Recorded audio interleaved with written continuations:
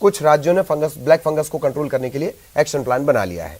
मध्य प्रदेश, छत्तीसगढ़ में भी इसे काबू में करने के लिए लगातार कोशिश की जा रही है।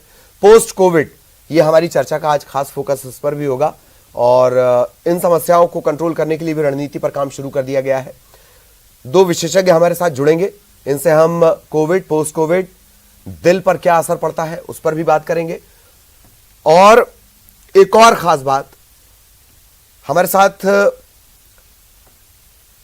यूरो सर्जन भी जुड़ेंगे, उनसे भी हम जानेंगे प्रत्यक्ष अथवा अप्रत्यक्ष क्या कुछ कोरोना का असर होता है। दिल का मामला है, दिल पर थोड़ा ज्यादा फोकस रखेंगे और तमाम चीजों पर जो सवाल आपके जहन में है उन तमाम सवालों को हम इन डॉक्टर से पूछेंगे। बीच बीच में दिलचस्प चर्चाएं भी होंगी और एक बार फिर सोशल मीडिया को लेकर मैं आप सबको फिर से समझाने की कोशिश करूंगा। बहरहाल 2 खास मेहमान, उनसे आपका तारुफ करवा देते हैं। डॉक्टर कृष्णकांत साहू, आप हार्ट एंड चेस्ट स्पेशलिस्ट हैं, स्वागत है सर आपका। डॉक्टर सुधीर लोकवानी, आप यूरो सर्जन हैं। लोकवानी साहब, आपका भी बहुत बहुत स्वागत है। और सबसे पहले तमाम लोगों की तरफ से साधुवाद। तकरीबन 1.5 साल हो गया आप लोग लगातार मेहनत कर रहे हैं और ऐसा लगता नहीं कि हम लोग अभी आपको आराम देने के मूड में हैं या अभी बहुत जल्द आपको आराम मिलेगा, वक्त अभी लंबा है। डॉक्टर लोकवानी, सबसे पहले मैं आपसे जानना चाहूंगा कि बतौर यूरो सर्जन क्या कुछ नए जो सिम्टम्स हैं वो आपने देखे? किस तरह के पेशेंट अब आपके पास पहुंच रहे हैं कोविड सेकेंड वेव के बाद? सर देखिए, जो सेकेंड वेव में रूटीन जो कोविड के पेशेंट्स है वो तो है ही, लेकिन जो मैंने अपनी स्पेशलिटी में देखा हाँ, कि गर्मी काफ़ी ज़्यादा है और गर्मी में नॉर्मली यूरिन में इन्फेक्शन बढ़ जाते हैं जी। और काफ़ी पेशेंट ऐसे आ रहे हैं जो यूरिन में इन्फेक्शन लेके उनको फीवर आ रहा है और हमें उनको ये लगता है कि उनको यूरिन में इन्फेक्शन है और जब जांच कराते हैं तो वो कोविड पॉजिटिव आ रहा है। जी जी जी। आप तो बीच में डॉक्टर लोकवानी, अगर ये आपको भी बुखार आ रहा है, हाँ प्लीज कंटिन्यू, खांसी चल रही है, तो आपको आज के टाइम पे, क्योंकि प्रोबेबिलिटी ज़्यादा है, संभावना ज़्यादा है, तो सबसे पहले आपको कोविड की जांच कराना चाहिए। ठीक है, तो ये एक जो मैं अपने फील्ड में देख रहा हूँ कि यूरिन में इन्फेक्शन का मतलब ये नहीं कि सिर्फ यूरिन में इन्फेक्शन है, पहले कोविड को रूल आउट करिए आप। हो सकता है आपको साथ में कोविड हो और आप दूसरे लोगों को स्प्रेड कर रहे हो। जी जी। संभवतः डॉक्टर साहब के साथ थोड़ा ऑडियो की भी हो सकता है, थोड़ी दिक्कत हो रही हो, कभी कभी इको भी होने लगता है, लेकिन डॉक्टर लोकवानी आप अपना जवाब जारी रख सकते हैं। एक और चीज मैं इसमें जोड़ना चाह रहा हूँ, बीच में हमने ये भी देखा कि कुछ सिम्टम, कुछ इस तरह की बातें निकल कर आई कि कुछ सिम्टम्स जो जो जो यूरिन है उसके जरिए भी कुछ सिम्टम्स ऐसे नजर आ रहे हैं। क्या ऐसा कुछ था या ये सोशल मीडिया के विश्वविद्यालय से निकल कर आ गया था अचानक? जी देखिए, हमारे यहाँ जो सोशल मीडिया का ज्ञान है वो बहुत ज़्यादा है, ऐसा कुछ भी नहीं है जी। और ज़्यादातर जो कॉमन चीज़ हम मान के चलें तो कोविड में जो ज़्यादातर लक्षण है वो बुखार है, खांसी है और हाथ पैरों में कुछ ज़्यादा ही वीकनेस है। अगर ये सिम्टम्स हैं तो सबसे पहली चीज़ आपको जो दिमाग में आना चाहिए कि वो कोविड है और आपके पास जो अवेलेबल है, ज़रूरी नहीं है RT-PCR, अगर आपके पास रैपिड एंटीजन टेस्ट है तो वो करा के आपको सबसे पहले इस चीज़ से बेफिक्र होना चाहिए, आपको, आपके परिवार को, कि आप कोविड से संक्रमित नहीं है। जी जी जी। सोशल मीडिया की आपने बात कर दी तो अभी समझा दूं दर्शकों को, मैं आपको बार बार समझाता रहूंगा अपने तमाम दर्शकों को। बहुत अच्छी घटना में भी मैं आपको बताता हूं। एक डॉक्टर के केबिन में लिखा हुआ था कि before entering please leave your Google IQ। इस केबिन में अंदर आने से पहले अपना गूगल IQ बाहर रखकर आए। और चूंकि डॉक्टर्स ज्यादा जानते हैं आपसे, तो गूगल देव की मदद थोड़ी कम लें और जरा सा भी कुछ लगता है तो सीधे डॉक्टर्स के पास पहुंचे, वही आपको बचा रहे हैं, इस बात का ध्यान रखिएगा। डॉक्टर साहू, अब मैं आपके पास आना चाह रहा हूं, कोविड का दिल पर असर, और वो भी पोस्ट कोविड के एंगल से अगर हम सोचें तो ये थोड़ा ज्यादा घातक होता जा रहा है। Doctor Sahu please. वर्तमान में ऐसा देखा जा रहा है कि जितने भी कोविड पेशेंट हैं, पेशेंट कई बार क्या होता है कि बच के आ जाते हैं हम्म और मैक्सिमम बचते हैं। हम्म लेकिन ये देखा जा रहा है कि 10 से 15 दिन मरीज ठीक रहता है, उसके बाद 15 दिन ठीक होने के बाद लगता है कि एकदम सांस फूलना चालू हो, अचानक मृत्यु भी हो जाती है। जी। इसके पीछे एक कारण है।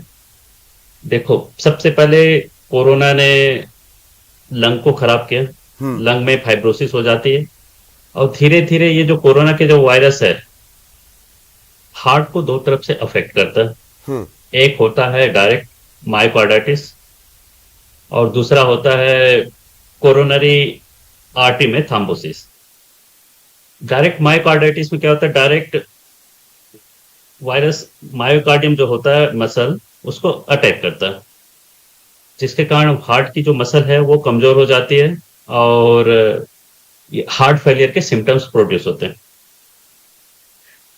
और दूसरे में ये हार्ट फेलियर के सिम्टम प्रोड्यूस होते हैं, उसमें क्या होता है कि हार्ट का जो पंपिंग एक्शन है, नॉर्मली 1 सेकंड में पर बीट में 70 ml पंप करता है हमारा बॉडी, वो जाके 20-30 ml पर बीटिंग हो जाती है उसकी पंपिंग वॉल्यूम जी। ये इसको बोलते हैं हार्ट फेलियर।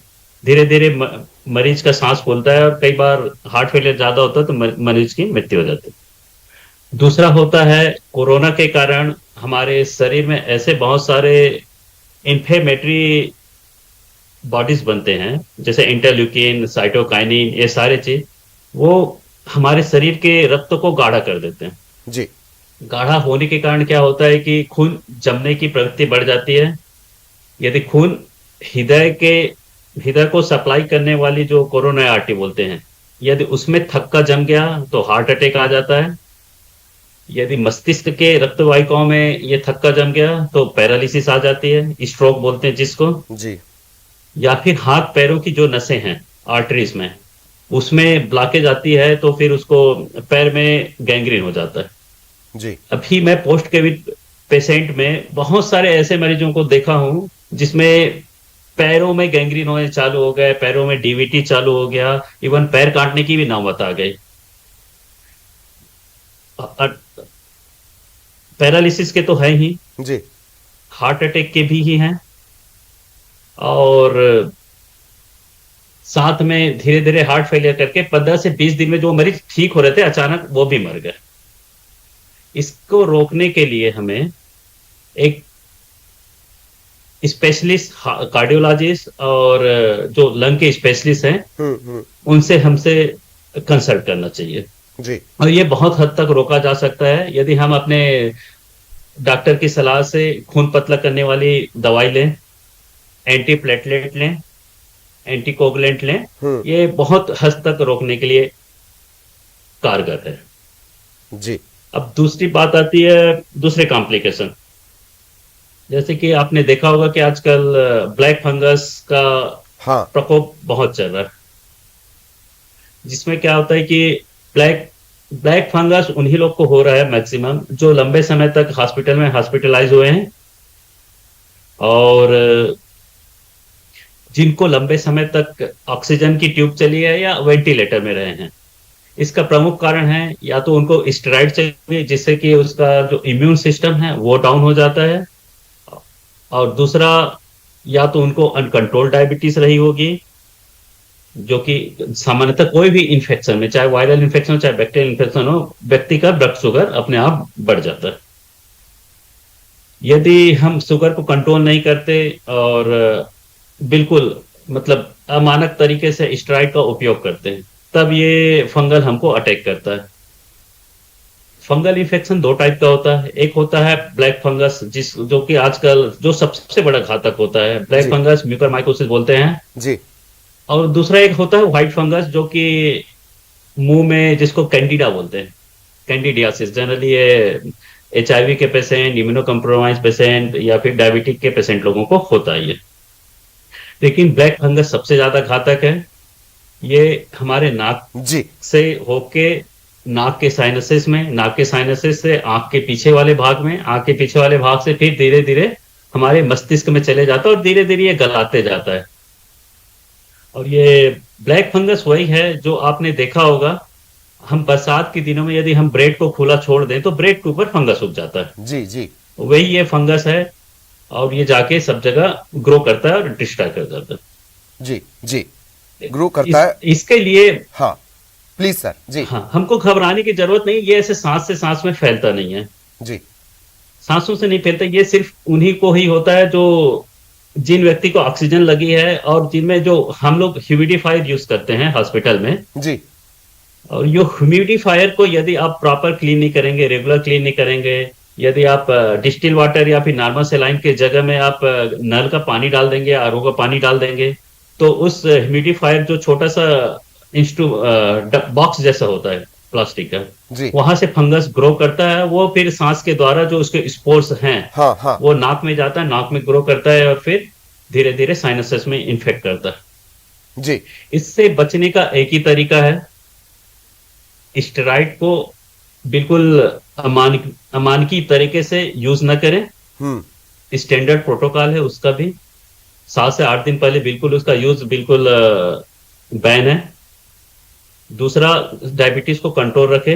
जी हो सकता है किसी को कोविड के कारण डायबिटीज अभी शुरुआत हुई तो उसको इंसुलिन या फिर अन्य दवाई से कंट्रोल करें। जी तीसरा, जो खासकर जो लोग होम ट्रीटमेंट ले रहे हैं, हाँ, घर में, जैसे कि हाँ, जो ऑक्सीजन कंसंट्रेटर यूज कर रहे हैं जी, या फिर जो सिलेंडर यूज कर रहे हैं, उनको मैं बार बार बताना चाह रहा हूं कि जो घर में जो ह्यूमिडिफायर यूज कर रहे हैं उसको प्रॉपर क्लीन करें, सोप से क्लीन करें या बॉइल्ड वाटर से क्लीन करें। जी नल पानी की जगह नॉर्मल सेलाइन यूज करें, जो कि आसपास के मेडिकल स्टोर में मिल जाता है। 20-25 रुपए में एक बॉटल 500 ml की एक बॉटल मिल जाती है। हाँ या फिर डिस्टिल वाटर ले लें, वो भी 15-20 रुपए में आ जाता है, जी जी जो कि इतने बड़े बीमारी से आपको बचाया जा सकता है। जी जी अब तो ये बहुत लोगों को अच्छी, ये लग रहा है, हाँ मैं आपको बहुत अच्छी जानकारी, जो घर पर ट्रीटमेंट कर रहे हैं या घर पर ऑक्सीजन लेते हैं, उन्हें इस बात का बहुत विशेष ध्यान रखना। ये भी डॉक्टर साहब ने मैं पॉइंट्स गिनाया है 1 2 3 करके, जैसे ABCD बच्चों को बताई जाती है वैसे उन्होंने समझाया है।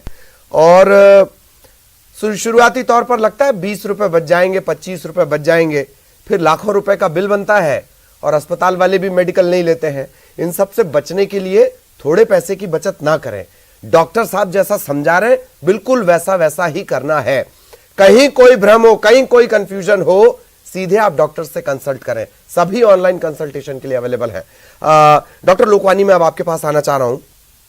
एक केस इन दिनों दरअसल आया, उम्र ज्यादा नहीं, तकरीबन 60 के करीब ये उम्र, ज्यादा नहीं तो नहीं कहा जाएगा, 60 की उम्र। पोटेशियम लेवल एकदम नॉर्मल, ब्लड के सारे रिपोर्ट एकदम नॉर्मल, एंड सडनली ये कोविड को हरा कर आए थे, एंड सडनली ये हुआ कि उनका ऑक्सीजन लेवल गिरने लगा और with in half an hour एक दुखद खबर कि उनकी डेथ हो गई। ये चीजें क्यों ये बढ़ रही हैं चीजें, क्या इसकी वजह हो सकती है? डॉक्टर प्लीज लोकवानी साहब। देखिए, मैं एक मल्टी स्पेशलिटी हॉस्पिटल में काम करता हूं, जहां पे काफ़ी बड़ा एक कोविड सेंटर भी है। हाँ। तो अभी जो चीज़ें अभी हमको रिसेंटली देखने को मिल रही हैं, हाँ। उसमें आप देख रहे होंगे कि इन्फेक्टिविटी केसेस कम हो रहे हैं लेकिन डेथ रेट बढ़ता जा रहा है। हाँ। वो जो डेथ रेट बढ़ रहा है उसका जो मेन वजह है वो 2 वजह हैं। एक तो लोगों ने जैसे ऑक्सीजन सिलेंडर या जो प्रिंटेड लोगों के दूसरों के ट्रीटमेंट के कागज हैं उनको लेके वो अपने आप घर पे ट्रीटमेंट कर रहे हैं। तो देखिए, हर आदमी का ट्रीटमेंट एज के हिसाब से, कोमार्बिडिटी, डायबिटीज, शुगर, क्या आप दवाइयाँ ले रहे हैं, एलर्जी, अलग होता है। कोविड का कोई ट्रीटमेंट एक कोई प्रोफार्मा नहीं है कि हर आदमी को यही ट्रीटमेंट लेना है ना। अभी भी कहीं ना कहीं मैंने देखा कि लोगों में सोशल स्टिग्मा है, लोग छिपा रहे हैं, डरते हैं कि हम बताएं नहीं हमें कोविड हो गया है। तो ये लोग ऑक्सीजन सिलेंडर घरों पे अरेंज करा हुआ है, ऑक्सीजन लगा रहे हैं और किसी दूसरे का पर्चा लेके उसका ट्रीटमेंट ले रहे हैं। तो जब वो हॉस्पिटल आते हैं तो वो जो 5-6 दिन निकाल देते हैं, ठीक है। तो कोविड में क्या है, कोविड की 2 फेज होती है। पहली फेज होती है जो शुरू के 4-5 दिन की होती है, जिसको हम वायरस फेज या वायरस रिप्लिकेशन फेज बोलते हैं। और 5-6 दिन के बाद जो होता है इन्फ्लेमेटरी फेज होती है, जो बॉडी रिस्पॉन्ड करती है। तो क्या होता है कि आपने शुरू में ही स्टेरॉइड खा लिए किसी के कहने पे, दूसरा तो ये क्या करता है, आपकी बीमारी को और बढ़ा देता है। जो सेकंड फेज है वो आपके लिए और डेंजरस हो जाती है। तो मेरा ये कहना है कि आप देखिए, कोई प्रिंटेड पर्चे या एक कोई फॉर्मेट नहीं है, आप उसको भूल जाइए। आप डॉक्टर से कंसल्ट करिए, आपकी एज, आपकी बीमारी, आपके लक्षण के हिसाब से क्या आपको जरूरत है। कोविड में देखिए 90% लोग तो जो है बिल्कुल किसी दिक्कत ही नहीं है, घर में आराम से ठीक हो सकते हैं, पर आपको प्रॉपर क्या ट्रीटमेंट की जरूरत है वो लेना है। जी जी, वो लेना है। घर में ऑक्सीजन सिलेंडर रख के, आप ऑक्सीजन सिलेंडर कितने देर ले सकते हैं, कितनी जरूरत है आपको, आपके ऑक्सीजन सिलेंडर में पानी जो डला हुआ है, ह्यूमिडिफायर है नहीं है, बहुत सारी चीजें हैं। और कई बार ये हो रहा है कि आप इंडस्ट्रियल ऑक्सीजन ले रहे हैं, जो कि आपके लिए बहुत दिक्कत कर रही है, ठीक है। अब आपका जो प्रश्न है उसका ये है कि देखिए, इसमें क्या हो रहा है कि ओवरऑल जो मेडिकल भाषा में बोले तो कोविड के बाद एंडोथेलियल डिसफंक्शन हो रहा है, मतलब क्लॉटिंग के चांसेस भी बहुत ज्यादा बढ़ रहे हैं। तो कई बार क्या होता है कि जो डॉक्टर डिस्चार्ज के टाइम पे आपको ट्रीटमेंट देते हैं, उसमें कुछ दवाइयां होती हैं जिससे कि क्लॉटिंग रुके, उनको आपको लेना है। आपका जो हाइड्रेशन है, मतलब आपका जो पानी है, वो कम से कम, गर्मी का टाइम है, 2.5-3 लीटर पीना है आपको। तो क्या होता है कि अगर आप प्रॉपर दवाइयां नहीं ले रहे हैं, प्रॉपर आप हाइड्रेशन नहीं कर रहे हैं, जो आपको ब्लड कोएगुलेशन रोकने के लिए चीजें दी वो नहीं ले रहे हैं, जी जी, तो ब्लड में क्लॉटिंग होती है। और ये क्लॉटिंग जो है वो कई तरीके से प्रेजेंट होती है। जैसे कि सडन अगर वो आपके लंग्स में चली गई, जिसको पल्मोनरी एम्बोलिज्म बोलते हैं, तो जैसे आप बता रहे हैं, मोस्ट लाइकली वही चीज होता है कि धीरे धीरे आपका ऑक्सीजन सैचुरेशन फॉल होता है और सडनली आपकी डेथ हो जाती है। जी। अभी कई केसेस आ रहे हैं कि वही कोएगुलेशन, वही जो क्लॉट्स हैं वो आपके आंतों में चले जाते हैं। जी जी। तो आंतों के अंदर जो है सप्लाई ब्लड की कम हो जाती है और आंतों में गैंग्रीन हो जाता है। ये आपके पैरों और हाथों में क्लॉट जा रहे हैं, तो हाथों और पैरों के अंदर सप्लाई कम हो जाती है जी, तो उसके अंदर भी जो है फिर गैंग्रीन होना चालू हो जाता है। तो these are the post covid complication. तो आपको अगर कोविड हो रहा हो तो उसके बाद भी आपको अगले कम से कम 6 वीक तक डॉक्टर से संपर्क रहिए, उनकी जो दवाई है उसको बिल्कुल रिलीजियसली लेना है आपको। जी जी, दवाइयों को लेना। एक और बात, शायद जैसे डॉक्टर साहब ने बात कही कि हम पर्चे एक दूसरे से शेयर कर लेते हैं, ये भी होता होगा कि कई बार हमें लगता है कि डॉक्टर साहब ने बस यहाँ हाथ लगाया या डॉक्टर साहब ने यहाँ आला चिपकाया, पीछे आला चिपकाया, और उतनी देर में बात करते करते वो दवा लिख देते हैं। दरअसल जो आपको बहुत आसान लगता है, आप इस बात को समझिए कि जब वो आला लगा रहे होते हैं या यहाँ हाथ रखे हुए होते हैं, आपकी एक एक शरीर के संकेत चुगली कर चुके होते हैं डॉक्टर साहब को, और उसी के जरिए वो दवाई देते हैं। ऐसा नहीं है कि वो सिर्फ हाथ लगातार घिसे चले जा रहे हैं। इस वजह से ऐसा कतई ना करें। तेरा पर्चा मेरा पर्चा, ये एग्जाम की कॉपी नहीं है कि कॉपी करके काम चल जाएगा। इन सब बातों को बहुत ध्यान से सुनते और समझते रहिए। ऑक्सीजन की एक बात निकल कर आई है। ऑक्सीजन कितना तरह की होती है, आपको इस पर शोध करने की कोई जरूरत नहीं। डॉक्टर से कंसल्ट करें, बहुत जरूरी हो तब इस तरह के प्रयोग घर में करें, वरना एक सिने तारिका ने अभी बता दिया था कि हमने पेड़ नहीं लगाए इसलिए ऑक्सीजन कम हो गई है। यह शुक्र है कि उन्होंने अस्पताल में पेड़ लगवाना सजेस्ट नहीं किया। डॉक्टर साहू, मैं आपके पास आना चाहूंगा। स्टेंट वालों पर या जिनकी बाईपास सर्जरी हुई है, क्या उन्हें बहुत ज्यादा सावधान रहने की जरूरत है? इस तरह की भी खबरें आई हैं कि उन पर असर हुआ और बहुत घातक असर हुआ। डॉक्टर साहू? बिल्कुल बिल्कुल बिल्कुल। जिनके पहले से, जिनको कोरोनरी आर्टरी डिजीज रहती है, या फिर जिनको स्टेंट लग चुका है जी, या फिर जिनकी बाईपास हो चुकी है जी, तो उनके बॉडी में एक टेंडेंसी है कि उनकी कोरोनरी आर्टरीज नैरो होगी।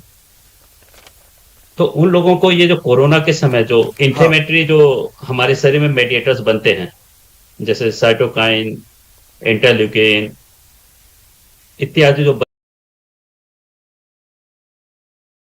बनते हैं वो खून को ज्यादा गाढ़ा करेंगे।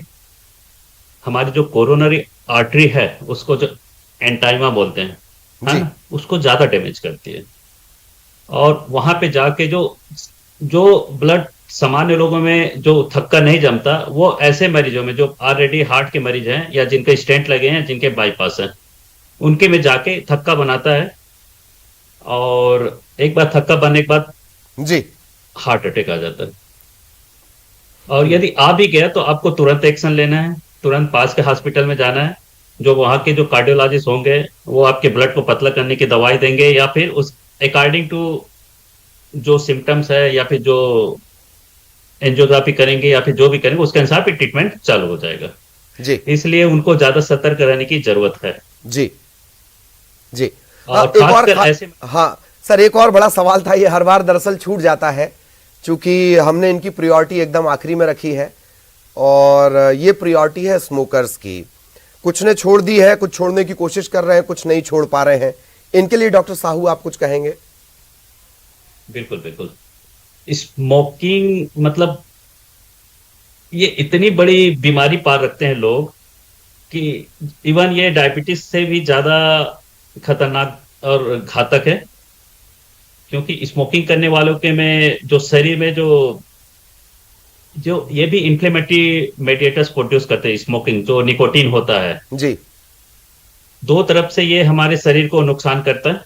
जी पहला, ये हमारे पूरे शरीर की नसों को, आर्टरीज को, खासकर हार्ट की कोरोनरी धमनीज को, और हमारे कैरोटिड जो आर्टरी होती है जो ब्रेन की हाँ। जो सप्लाई करती है उसको उसको कड़ा कर देता है जी और उसको सिकोड़ देता है।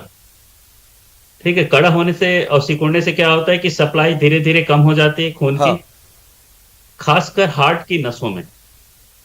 ये इतनी पतली हो जाती है कि खून की सप्लाई बंद हो जाती है और मरीज को हार्ट अटैक आ जाता है। जी मतलब कोरोना में आप ऑलरेडी ब्लड गाढ़ा हो रहा है ना, और आप स्मोकिंग करके और डबल गाढ़ा कर रहे हो, मतलब ये तो मतलब कई गुना घातक हो गया ये। जी जी तो इसीलिए मैं जितने भी धूम्रपान कर रहे हैं उनसे रिक्वेस्ट करता हूँ, यदि आपको अपनी जान प्यारी है, अपनी फैमिली प्यारी है, तो जी। स्मोकिंग छोड़ दें।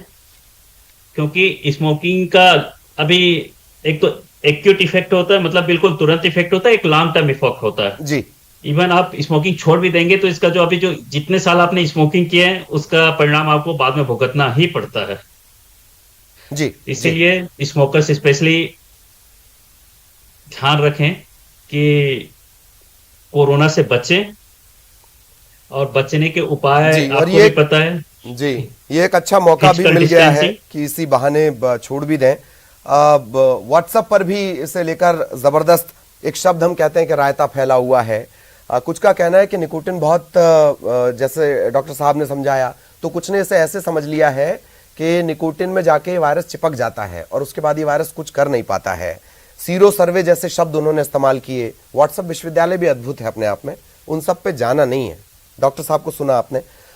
मेरा सवाल आपसे है कि डॉक्टर लोकवानी, इबोला ने और कोरोना ने हमको बहुत सारी चीजें सिखाई हैं। बहुत शॉर्ट में जवाब चाहिए होगा प्लीज लोकवानी साहब। क्या क्या हमें जीवन से माइनस कर देना है, कौन कौन सी आदतें हटा देनी है इसके बाद, कोरोना के बाद? Doctor Lokvani please. देखिए सबसे पहले जो मैं आपको माइनस की जगह जो प्लस वाली चीज बता रहा हूँ जी प्लीज। जो प्लस करना है वो है हमें अपने लिए समय निकालना है, अपने स्वास्थ्य के लिए समय निकालना है। अभी देखिए सबसे बड़ा जो मार्केट बन गया है वो इम्यूनिटी बूस्टर बन गया है। आपके जितने भी प्रोडक्ट आ रहे हैं सबकी एडवर्टीजमेंट इम्यूनिटी बूस्टर आ रहा है। लोग जिंक खा रहे हैं, विटामिन सी खा रहे हैं, बी कॉम्प्लेक्स खा रहे हैं, गिलोय खा रहे हैं और अन्य कई चीजें खा रहे हैं।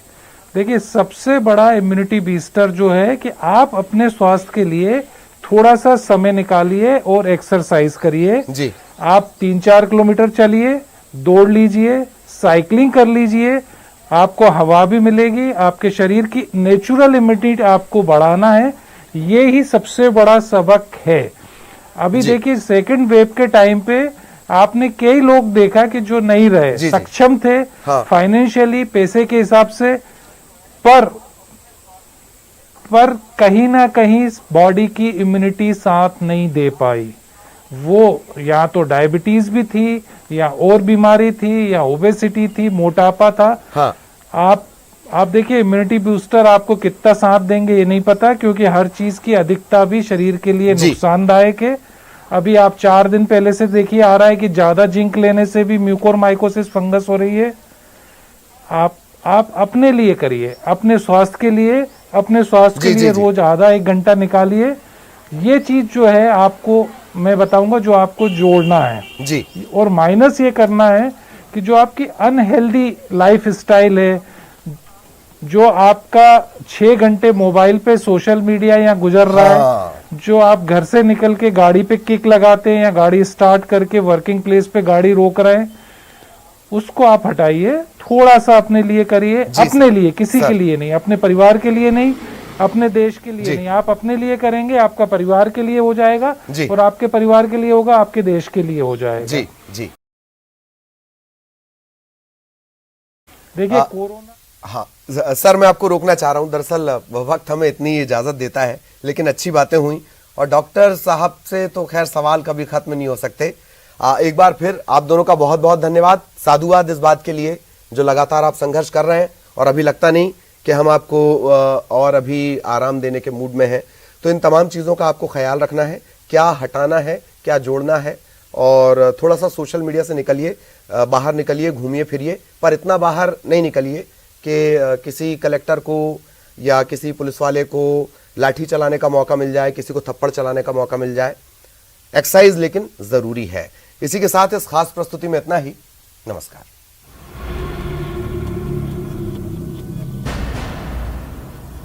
जर्म्स को किल